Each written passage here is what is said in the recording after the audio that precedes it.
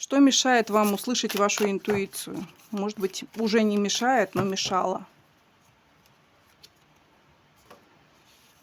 В прошлом этому мешало какое-то, знаете, ну вот что-то, что вы знали четко, что устойчиво было вложено в вашу голову. И вот это мешало. То есть та основа такая прочная, крепкая, которая не давала вам услышать вашу интуицию.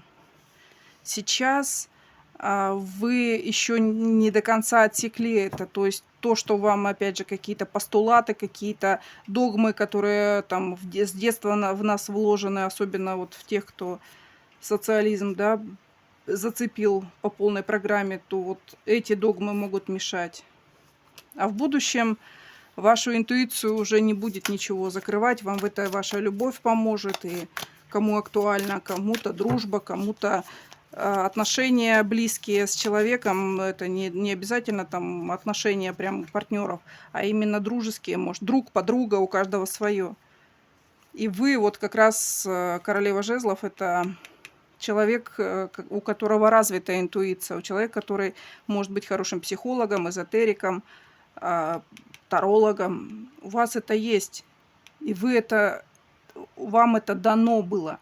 Просто вам мешало этому ваша какая-то устойчивая платформа, в связи с которой вы отсекали от себя все, что связано было с этим. Даже если это приходило, вы, например, там говорите, да ну, это случайность. Может быть и так, потому что вот воспитание вот такое было. Может быть, какие-то принципы общества вам не давали. В будущем, сейчас это уже не так над вами давлеет, то есть вы уже меняетесь, и ваша интуиция начинает развиваться.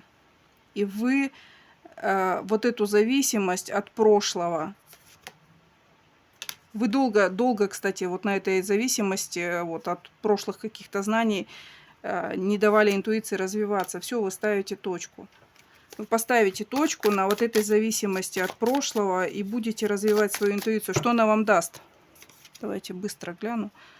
В прошлом она вам не давала развития, то есть вы должны были гораздо большего достичь. Но теперь вы уже себя не растеряете, не будете терять себя. Потому что многое пережили, много неприятностей в связи с этим было. Когда силы ведут вас к вашей интуиции, то могут быть и неприятности на пути.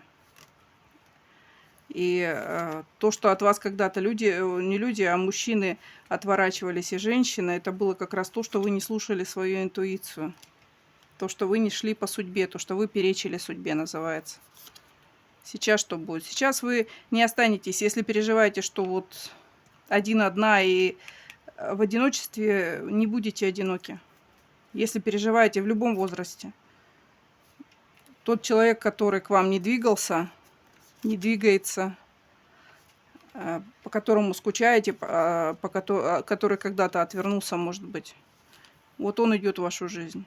Кому-то семья, кому-то отношения, кому-то семья и дети, и все так, у каждого свое. Не держитесь просто за прошлое, чтобы прошлое вас не тянуло назад, и у вас все придет.